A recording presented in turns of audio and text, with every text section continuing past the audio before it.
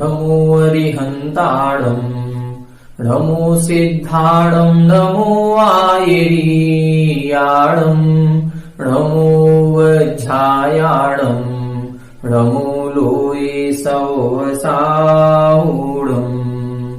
तज्जयति परम् ज्योतिः समम् समस्तैरनन्तपरयायै दर्पणतलेव सकला प्रतिफलति पदार्थमालिका यत्र।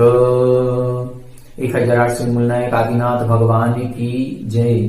द्वासांग जिनवाणी माता की जय। आचार्य श्रेष्ठ आचार्य गुरुवर श्री 108 अमृत चंद्र स्वामी महाराज की जय। आचार्य श्रेष्ठ आचार्य गुरुवर श्री 108 विद्यासागर जी महाराज की जय। जगत पूज्य निर्यापक श्रवण मुनि पुंगव श्री 108 सुधा सागर जी महाराज की जय। समस्त मुनि संघ की जय। आलोक मोदी स्वाध्याय सुधा यूट्यूब चैनल पर आप सभी दर्शकों का हार्दिक स्वागत, हार्दिक अभिनंदन।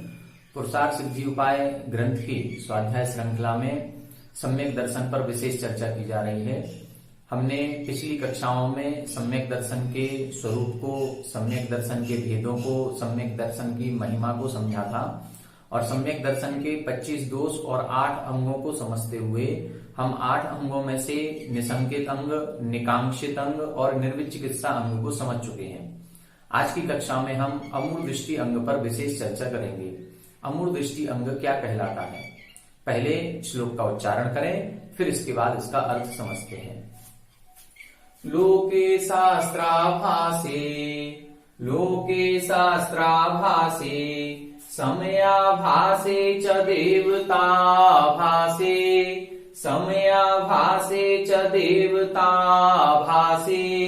नित्यमपि तत्त्वरुचिना कर्तव्यममूढद्रष्टित्वम् लोके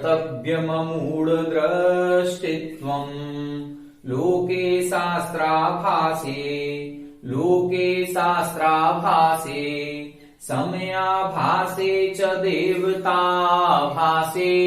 समयाभासे च देवताभासे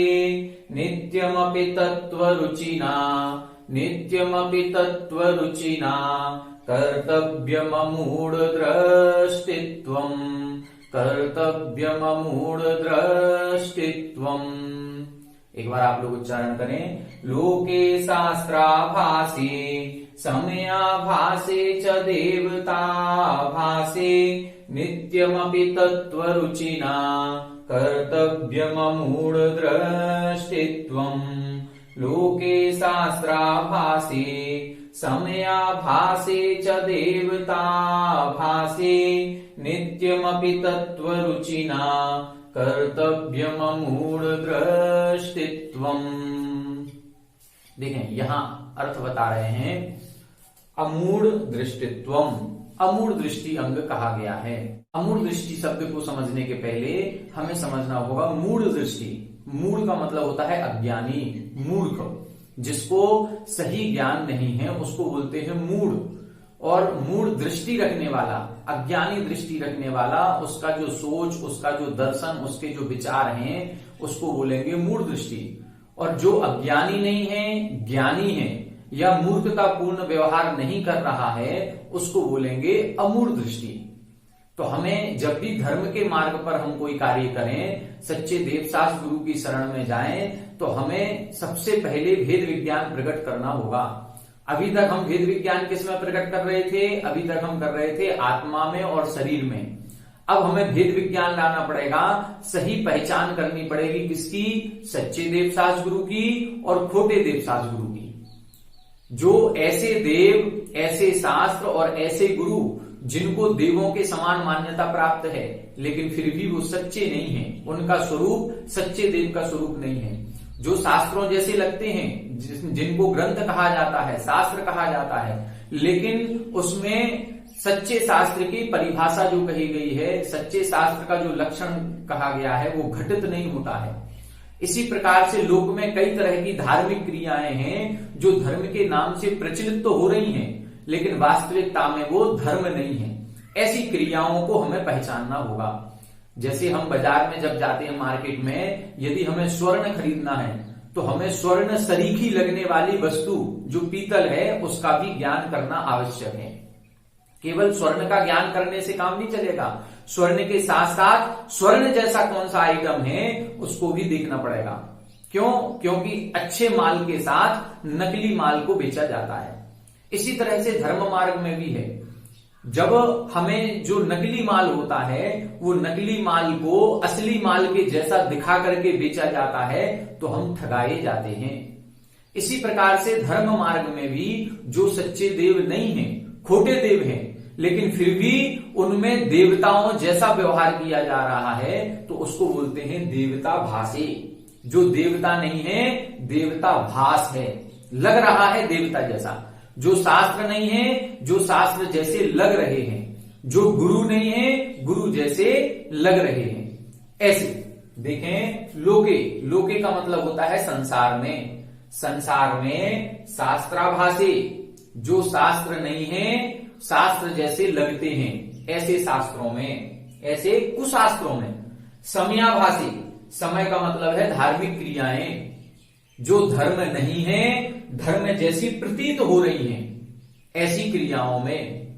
और देवताभासी, जो देव नहीं है, जो भगवान नहीं है, परमात्मा नहीं है, जो भगवान के सच्चे आप्त के जो लक्षण कहे गए हैं कि वीतरागी होना चाहिए, सर्वज्ञ होना चाहिए, 18 दोषों से रहित होना चाहिए, ये लक्षण जिसमें घटित नहीं हो रहे हैं, फिर भी उनको परमात्मा जैसी, देवता जैसी, भगवान जैसी पूज्यता प्राप्त हो रही है, तो हमें उन लक्षणों को पहचानना होगा।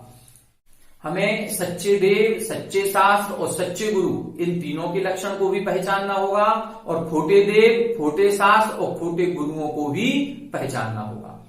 और जब दोनों की पहचान करें तो उसमें से नकली को हटाएं और सच्चे के प्रति अपनी श्रद्धा रखें। इसी को बोलते हैं अमूढ़ दृष्टि अंग। छठा लकार पंडित दौलत राम जी ने लिखा, तत्व कुतत्व पिछाने। तत्वों में और कुतत्व यानी खोटे तत्वों की पहचान करना। तत्व का मतलब इधर जीव, जीव आश्रय, बंध, संवर, निद्रा, मोक्ष वाले तत्व नहीं है। तत्व का मतलब वो है जिस पर श्रद्धान करने से हम मोक्ष मार्गी हो जाते हैं, जिन पर श्रद्धान करने से हमें सम्यक दर्शन की उत्पत्ति होती है। ऐसे जो आयतन हैं जिन धर्म के, उन आयतनों की पहचान करना। सच्चे देव का स्वरूप, सच्चे शास्त्र का स्वरूप और सच्चे गुरु का स्वरूप, इनको पहचानना। वर्तमान में कई प्रकार के देव ऐसे हैं जिनको भगवान के रूप में पूजा जा रहा है, लेकिन अब हमें सच्चे देव का स्वरूप जानना पड़ेगा। सच्चा देव कौन है? आचार्य समंतभद्र स्वामी जी ने श्रावकाचार्य जी में लिखा है, आप्तेन्नो छिन्न दोषेण सर्वज्ञे नागमेशिना भवितव्यम नियोगेन नान्यथा ह्याप्तता भवेत्। यहां आप्तता का लक्षण बताया गया। तो आप्तेन्नो छिन्न दोषेण, आप्त उच्छिन्न दोषेण, जो सच्चा देव कहा गया है वो उच्छिन्न दोषेण 18 दोषों से रहित होता है।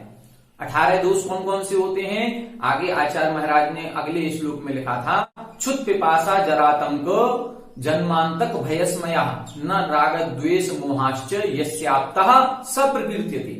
ये भूख लगना, प्यास लगना, बुढ़ापा आना, पसीना आना, ये 18 जो दोष कहे गए हैं ये सच्चे देव में नहीं होते हैं। सच्चा देव पूर्ण वीतरागी होता है। सच्चा देव सर्वज्ञ होता है, जो तीनों लोकों के सभी चराचर पदार्थों को जानते हैं। सच्चा देव हितोपदेशी होता है, जो अन्य अपने अनुयायियों को, अपने भक्तों को भी भगवान बनने का रास्ता बताते हैं। ऐसे वीतरागी, सर्वज्ञ और हितोपदेशी जो होते हैं वो सच्चे देव कहलाते हैं। सच्चे शास्त्र किसे कहते हैं?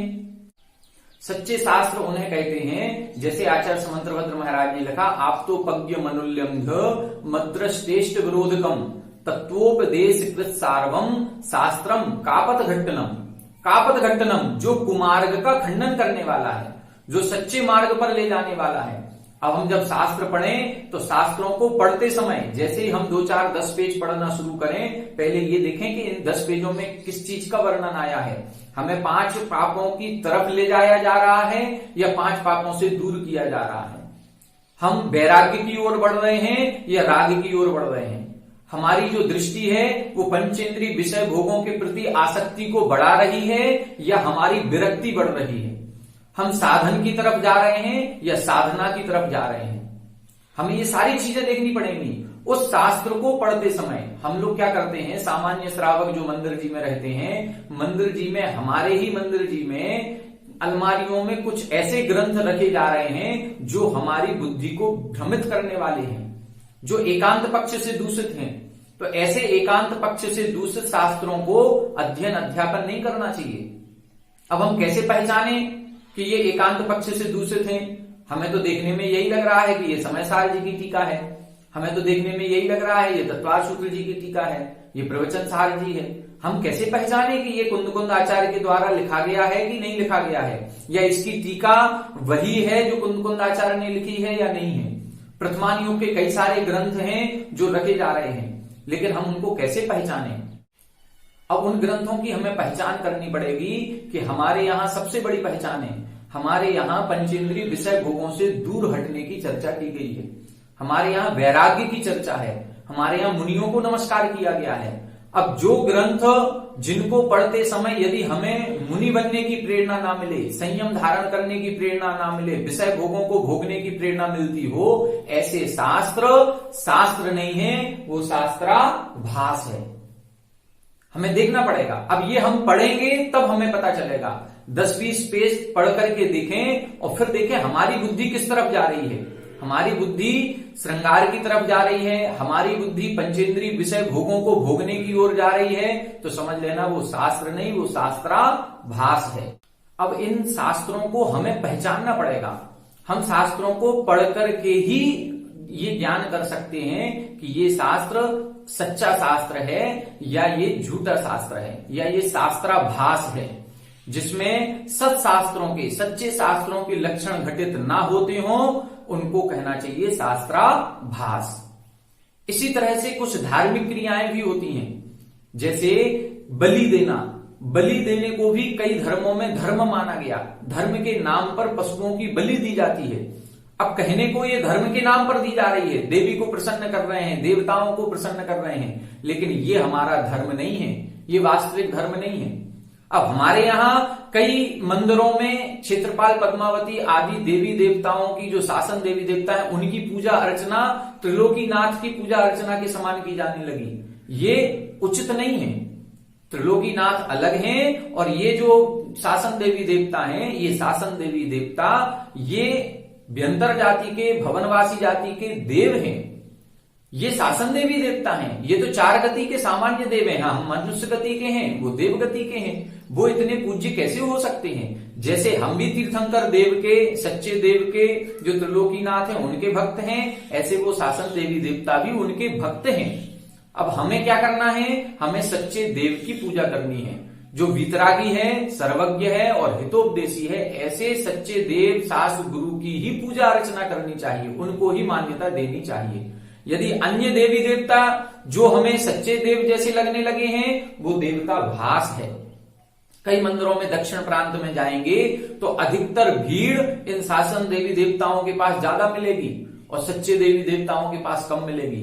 तो अब हम उसमें भ्रमित ना हो जाएं, ये हमें अपने ज्ञान से सोचना पड़ेगा। जो हम ये अपनी दृष्टि लगाएंगे, विवेकपूर्ण दृष्टि, उसी को बोलेंगे अमूढ़ दृष्टि। वही है अमूढ़ दृष्टि। तो अमूढ़ दृष्टि अंग में हमें पहचान करनी है। जैसे रेवती रानी का उदाहरण दिया जाता है कि रेवती रानी इस अमूढ़ दृष्टि अंग में प्रसिद्ध हुई। कोई कितना भी हमको भ्रमित करे, कोई कितना भी हमको उदाहरण दे कि देखो तीर्थंकर का समोसरण आया है, अब पूरा मायावी समोसरण लगा दिया, बिल्कुल जैसा समोसरण होता था बिल्कुल वैसा का वैसा समोसरण लगा दिया गया। और रेवती रानी से कहा गया कि चलो तीर्थंकर का समोसरण आया है, समोसरण में चलते हैं। तो रेवती रानी उस समोसरण में नहीं गई। क्यों नहीं गई? क्यों? क्योंकि उसको तत्व और कुतत्व का ज्ञान था, उसको शास्त्रों का ज्ञान था, उसको पता था कि तीर्थंकर 24 ही होते हैं और 24 तीर्थंकर हो चुके। इतना अकाट्य श्रद्धान होना चाहिए। हम किसी बाह्य वैभव को देख करके, उनकी मायावी रूप को देख करके भ्रमित ना हो जाएं। जैसे रेवती रानी ने स्पष्ट कह दिया, हमें रेवती रानी जैसी दृढ़ता लानी पड़ेगी। सोचो तो जरा कैसी दृढ़ता थी। उसकी दृढ़ता इतनी थी कि केवल नगर में चर्चा नहीं थी, उसकी देवताओं में चर्चा हुई। देवताओं ने आकर के मायावी समोसरण का रूप बनाया और समोसरण लगा करके वो रेवती रानी की परीक्षा ली। क्या इतनी दृढ़ता हमारे अंदर है? हमें भी अपनी दृढ़ता बनानी पड़ेगी। इसी तरह सच्चे गुरुओं में कई मुनिराज, कई गुरु ऐसे हैं जो हाथ में पिच्छी कमंडल लिए हुए हैं, लेकिन हमें उनमें देखना पड़ेगा कि क्या सच्चे गुरु के जो लक्षण हैं वो लक्षण उनके अंदर घटित हो रहे हैं या नहीं। केवल नग्न दिगंबर मुनिराजों की मुद्रा को देख करके ही नमस्कार नहीं करना है। जो लक्षण बताया गया है, विषयासा वसाती तो निरारंभो परिग्रह ज्ञान ध्यान तपो रक्तः तपस्वी स प्रशस्यते। स्पष्ट लिखा, पंचेंद्री के विषय भोगों की आशा से रहित हों, आरंभ परिग्रह से रहित हों, ज्ञान ध्यान और तप में लीन रहते हों। अब यदि कोई मुनिराज आ रहे हैं, मुनिराज हैं, दिगंबर मुनिराज हैं, पिच्छी कमंडल लिए हुए हैं, नग्न दिगंबर हैं, सब कुछ है, लेकिन साथ में यदि परिग्रह लगा हुआ है तो वो गुरु नहीं है। फिर हम उनको सच्चे गुरु नहीं कहेंगे। वो गुरु आभास है, वो गुरु जैसे लग रहे हैं, लेकिन सच्चे गुरु की श्रेणी में नहीं आएंगे। तो हमें ये देखना पड़ेगा। कई लोगों की धारणा ये है कि हमसे तो श्रेष्ठ हैं। अरे नहीं, ये मोक्ष मार्ग है, हमसे श्रेष्ठ हैं। हम अपनी तुलना मुनि से नहीं कर सकते। मुनि की तुलना मुनि से कीजिए। जो इतने सारे संघ हैं, इतने सारे संघ के साधु हैं, अब हम साधु साधु में तुलना करें कि जो एक थर्मामीटर दिया गया है आचार्य समंतभद्र स्वामी जी के द्वारा, सच्चे गुरु का लक्षण बताया गया है, उस पर कौन घटित होता है, किसकी चर्या बिल्कुल आगम के अनुसार शुद्ध है, हम उनकी तुलना आपस में करें। हम श्रावक और वो मुनि, श्रावक की तुलना मुनि से कैसे हो सकती है? श्रावकों के आचरण के लिए तो इन्होंने लिखा था निषेव्यो यथाशक्ति। वो जो व्रत प्रतिमाओं का पालन करना है, मोक्ष मार्ग का पालन करना है, उसमें तो आचार्य अमृतचंद्र स्वामी जी ने ही लिखा था निषेव्यो यथाशक्ति, जितनी शक्ति हो उतना पालन करें। लेकिन मुनियों के लिए नहीं लिखा गया कि यथाशक्ति पालन करें, उनके लिए लिखा गया है बालोवा बुद्धोवा पुणो ग्लानोवा मूलच्छेदो न हवनी। कितनी बड़ी बात लिखी कि बूढ़ा भी हो, बालक हो, चाहे रोगी हो, कोई भी अवस्था हो। हम लोग सोचते हैं कि ये तो बालक है, कम उम्र में मुनि बन गए हैं, अब इनके लिए थोड़ी सी छूट दे दी जाए, धीरे धीरे अभ्यास हो जाएगा। नहीं, ऐसा नहीं है। यदि कोई वृद्ध साधु हैं और वृद्ध साधु अब उनके शरीर की शिथिलता आ रही है तो चर्या में उनको छूट दे दी जाए, नहीं दी जाएगी। रोगी साधु हैं, बीमारी की अवस्था में छूट दे दी जाए, नहीं दी जाएगी। और यदि इस तरह की कोई छूट देने जाने लगेगी तो ये शिथिलाचार की कोटि में आएगा। मूलच्छेदो न हवति, मूल गुणों में कोई भी हानि स्वीकार नहीं होगी। ये पंच परमेष्ठी का पद है। नमो लोये सब साहुड़म, हम सब साहुड़म सभी साधुओं को नमस्कार करते हैं। ये पंच परमेष्ठी जहां अरिहंत सिद्ध का नाम लिया गया है, उसी श्रेणी में हमने साधुओं को रखा है। हम इनके साथ कैसे हानि स्वीकार करेंगे कि इनके मूल गुणों में हानि हो जाए? यदि आज हम लोग स्वीकार करने लगेंगे तो आगे जाकर के शिथिलाचार और बढ़ता ही जाएगा। दोष मुनियों का नहीं है, दोष हम श्रावकों का है जो शिथिलाचारी मुनियों को भी सच्चे मुनि के समान पूजने लगते हैं। हमें शिथिलाचारी साधुओं की पहचान करनी होगी। हम उनके कमरे में जाएं, जब दर्शन करने जाएं तो देखें कि कहीं एसी चल तो नहीं रहा है, कहीं हीटर तो नहीं यूज कर रहे हैं, कहीं मोबाइल लैपटॉप तो नहीं रखे हुए हैं।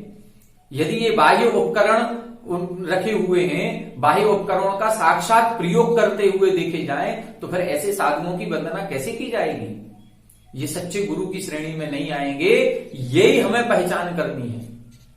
अब हम यदि नगर में सच्चे गुरु की श्रेणी को नमस्कार करने नहीं जाते हैं तो नगर में चर्चा होने लगती है, अरे वो बड़े कट्टर हैं, वो उन मुनियों के पास नहीं जाते, वो मुनियों के पास नहीं जाते, वो केवल एक ही संघ को पूछते हैं। अरे चर्चा हो रही है तो होने दो, यही चर्चा तो होनी चाहिए। रेवती रानी के बारे में सोचें कि उनकी चर्चा नहीं हुई होगी क्या? उनकी भी चर्चा हुई होगी। और उनकी कट्टरता की चर्चा तो केवल नगर मोहल्ले में नहीं हुई, देवताओं में भी हुई। देवताओं में भी उनकी चर्चा हुई। सनत कुमार चक्रवर्ती की सुंदरता की चर्चा नगर मोहल्ले में नहीं थी, देवताओं में हुई। देवता परीक्षा करने आए। जब हम कट्टर रहेंगे, जब हम दृढ़ रहेंगे, तभी तो चर्चा होगी, तभी तो प्रभावना होगी। प्रभावना कैसे होती है? प्रभावना ऐसे ही होती है, हमें अपने नियम में, हमें अपने व्रत में, हमें अपने मार्ग में बिल्कुल दृढ़ ही रहना चाहिए, लेकिन पहचान करना भी आना चाहिए। ऐसा ना हो कि हम सच्चे गुरु को खोटा गुरु मान करके ना पूज रहे हो, और ऐसा ना हो कि हम खोटे गुरु को सच्चा गुरु मान करके उनकी पूजा अर्चना कर रहे हो। हमें पहले लक्षण समझना पड़ेगा, खोटा गुरु कौन और सच्चा गुरु कौन, खोटे देव कौन, सच्चे देव कौन, खोटा शास्त्र क्या और सच्चे शास्त्र क्या, खोटा धर्म क्या, सच्चा धर्म क्या। हमें इन सबकी परिभाषा को समझना पड़ेगा। जब तक हम सच्चे की परिभाषा नहीं समझेंगे तब तक हम हमेशा ठगाए ही जाएंगे, हमें कोई दूसरा लूटता ही रहेगा। जैसे हम मार्केट में जाकर के सोने और पीतल में भेद करना जानते हैं, यदि जो नहीं जानता है उसको सोना दिखाया जाता है और पीतल थमा दिया जाता है, वो ठगा जाता है। लेकिन हम लोगों को यदि ज्ञान है तो हम पीतल और सोने में भेद विज्ञान करके अपने आप को ठगा जाने से बचा सकते हैं।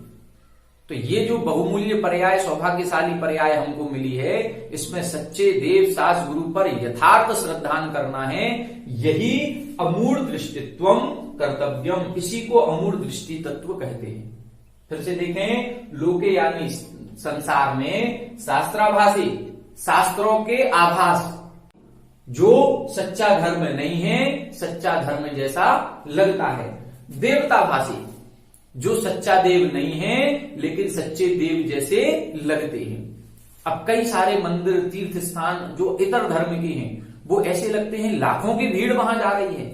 शिरडी के साईं बाबा के पास लाखों की भीड़ जाती है, लाखों भक्त हैं, करोड़ों का चढ़ावा चढ़ता है। तिरुपति बालाजी में करोड़ों का चढ़ावा चढ़ रहा है, और इधर वैष्णो देवी वगैरह कितने सारे उनके भी तीर्थ स्थान हैं। कई और भी स्थान हो सकते हैं जिनको देख करके कई बार मन में ये भाव आने लगता है कि कहीं ये भी तो सही नहीं है। कई बार उधर के मार्ग से, उस गांव से निकलना होता है तो ऐसा लगने लगता है कि चलो एक बार नमस्कार इनको भी कर लिया जाए।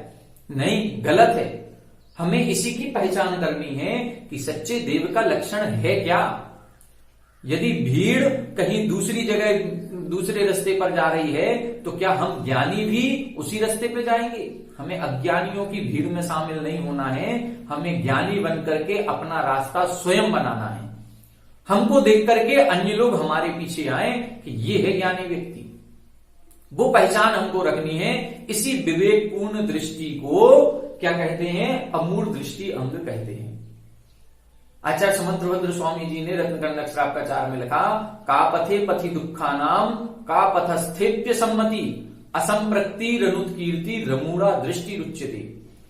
दुखानाम पथि यानी जो दुखों का कारण है, ऐसे खोटे मार्ग की ना तो मन से प्रशंसा करें, ना वचनों से प्रशंसा करें, और ना काय से उनकी सम्मति करें। उनकी अनुमोदना, उनका समर्थन मन वचन काय तीनों से भी नहीं होना चाहिए। 6 अनायतन जो सम्यक दर्शन के दोष कहे गए हैं उसमें यही लिखा है, खोटे देव, खोटे शास्त्र, खोटे गुरु की ना तो मन से प्रशंसा करें, ना वचनों से, ना काय से।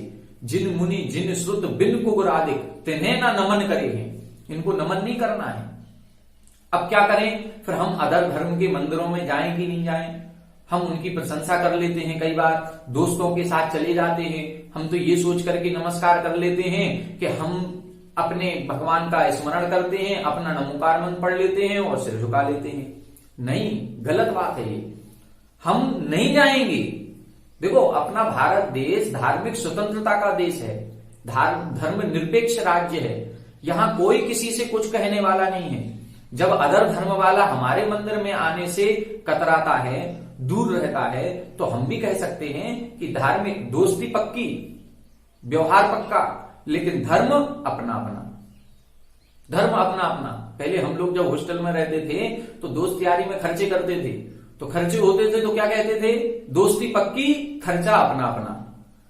इसी तरह से इधर भी व्यवहार पक्का, रिश्तेदारी पक्की, सब कुछ अच्छा, लेकिन धर्म अपना अपना। हम अपने धर्म जाते हैं, हम अपने सच्चे देव सास गुरु को मानते हैं, आप अपने देव सास गुरु को मानिए। यदि दोस्तों के साथ कभी जाना भी पड़ रहा है तो हम बाहर खड़े हो जाएं, आप दर्शन करके आइए, हम आपका बाहर इंतजार करते हैं। कोई दोस्त बुरा नहीं मानेगा। हाँ, कभी मान लो किसी मंदिर की कलाकृति की प्रशंसा कर रहे हैं तो कलाकृति की प्रशंसा करना अलग है, उस कलाकार की कला की प्रशंसा हो रही है, मंदिर बहुत सुंदर बना है, वो एक प्रशंसा फिर भी की जा सकती है, लेकिन धर्म मान करके उसकी प्रशंसा नहीं करनी है। हम दोष नहीं लगाएंगे अपने आचरण में। इसको बोलते हैं अमूढ़ दृष्टि अंग। एक बार महाराज श्री ने प्रवचन में कहा था कि यदि हम किसी अदर धर्म के मंदिर में जाते हैं तो हम एक पीढ़ी को कुमार्ग पर ले जा रहे हैं। हम अपनी स्वयं की बात कर रहे हैं, अपन लोगों की। यदि हम गए हैं किसी मंदिर के दर्शन करने गए, घूमने गए हैं, केवल घूमने के लिए, दर्शन करने नहीं, केवल घूमने गए हैं और वहां पर जाकर के हमने एक सेल्फी ले ली, फोटो ले ली। अब वो फोटो लेकर के हमने अपने एल्बम में लगा दी, लैपटॉप पर डाल दिए। अब वो फोटो 20 साल बाद हमारा जब बच्चा देखेगा तो वो क्या कहेगा, हमारे पापा जी भी तो गए थे, हमारे पिताजी गए थे, तो हमें जाने में क्या बुराई है। अब उसको नहीं पता है कि हम केवल मंदिर की कलाकृति देखने गए थे। वो तो यही सोचेगा कि ये बाबा जी मंदिर के दर्शन करने गए थे। तो एक पीढ़ी कुमार्ग पर जा सकती है।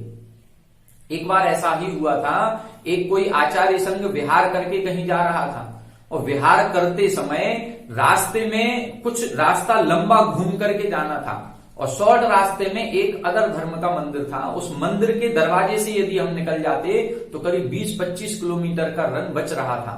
सब लोगों ने कहा कि केवल निकलना ही तो है, वहां से निकल जाएंगे अपन।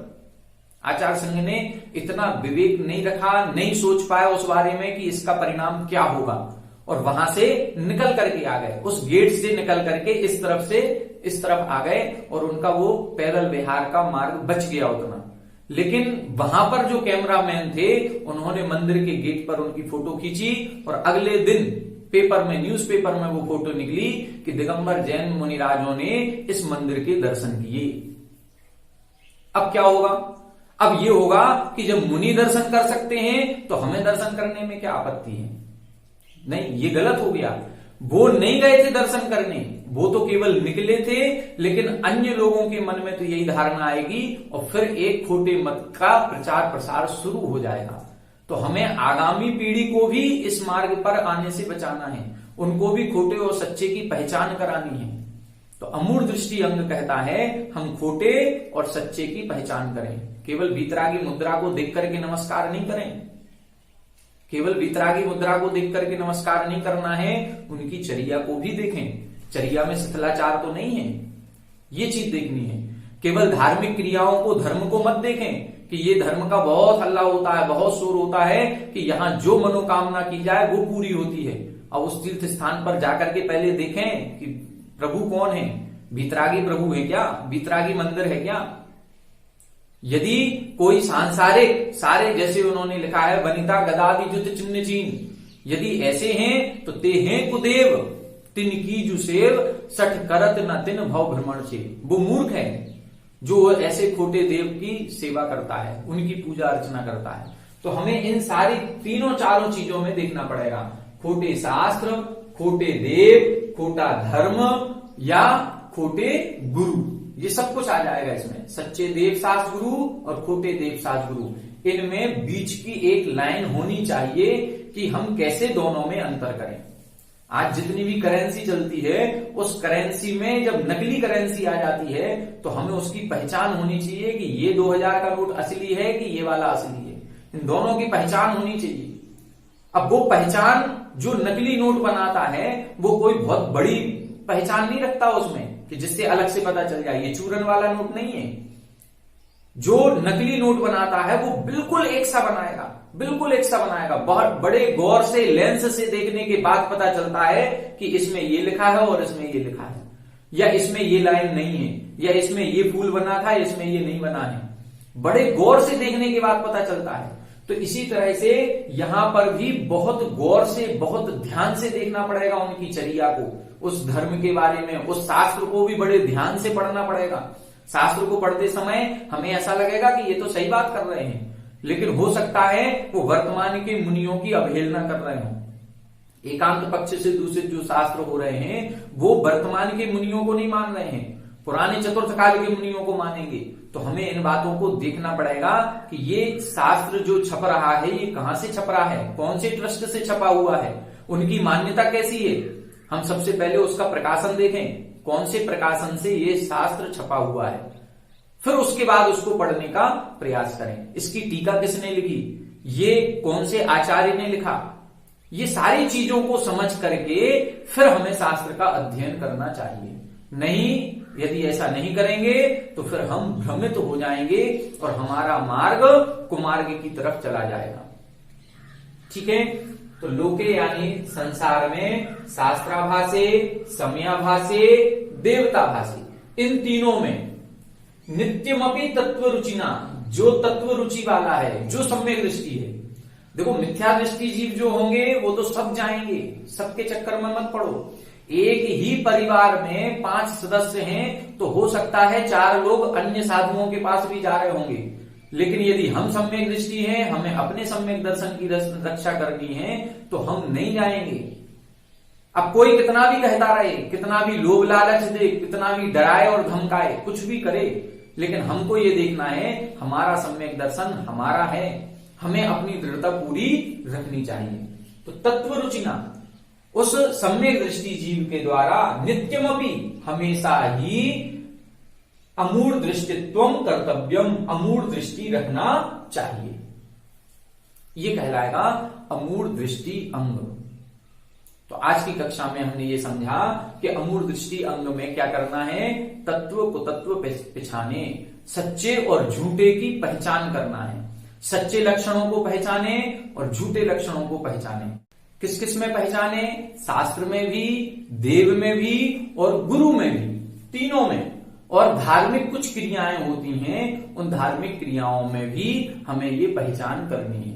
आजकल कुछ क्रियाएं ऐसी होने लगी हैं जो धर्म के विपरीत होने लगी हैं। जैसे अभी एक हमने मंदिर जी में अभिषेक देखा, टीवी पर प्रचारित किया जा रहा था। अब उस अभिषेक को 26 जनवरी के अवसर पर तिरंगे के रूप में अभिषेक किया गया।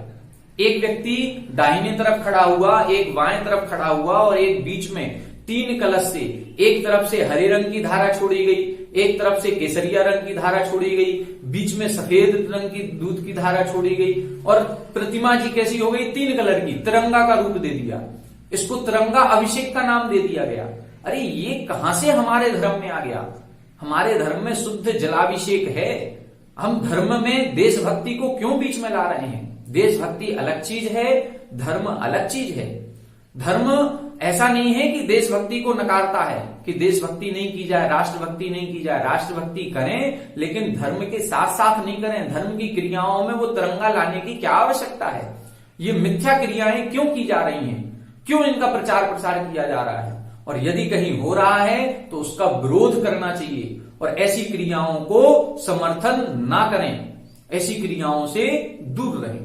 तो ये सारी क्रियाओं पे हमें अपनी नजर बनानी पड़ेगी कि आगम में किस तरह की क्रियाओं का वर्णन है और वर्तमान में किस तरह की होने लगी।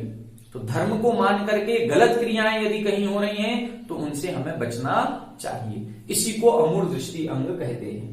तो संसार में जो शास्त्र जैसे प्रतीत होते हैं लेकिन सच्चे शास्त्र नहीं है, जो समयाभासी धर्म की क्रियाएं धर्म जैसी लगती हैं लेकिन धर्म नहीं है। हमारा धर्म है अहिंसा परमो धर्मः।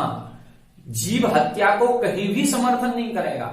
अब जहां धर्म मान करके बलि दी जा रही है, ऐसा हो ही नहीं सकता। धर्म कभी भी किसी भी जीव की हिंसा की बात कर ही नहीं सकता। ये कहां से आया, ये एक अलग बात है। कब से प्रारंभ हुआ, ये एक इतिहास का विषय है। लेकिन हमें ये ध्यान रखना है कि धर्म उसी को कहेंगे जो प्राणी मात्र की रक्षा करता है। और जहां रक्षा नहीं हो रही है, हिंसा को बढ़ावा दिया जा रहा है, वहां वो धर्म नहीं हो सकता। सच्चे देव वीतरागी, सर्वज्ञ और हितोपदेशी जो होंगे वो ही सच्चे देव होंगे, अन्य कोई सच्चे देव नहीं है। इस प्रकार की सम्यक दृष्टि जीव के द्वारा हमेशा ही अमूढ़ दृष्टित्वम कर्तव्यम, ऐसी बुद्धिमानी वाली दृष्टि रखनी चाहिए, मूर्खतापूर्ण दृष्टि नहीं रखनी चाहिए। इसी को अमूढ़ दृष्टि अंग कहते हैं। आज की कक्षा में हमने अमूढ़ दृष्टि अंग को समझा। कल हम आगे का एक अंग जो है उपगूहन अंग, उस उपगूहन अंग पर चर्चा करेंगे। आप सभी लोग हमारे साथ बने रहें। सभी को जय श्री राम।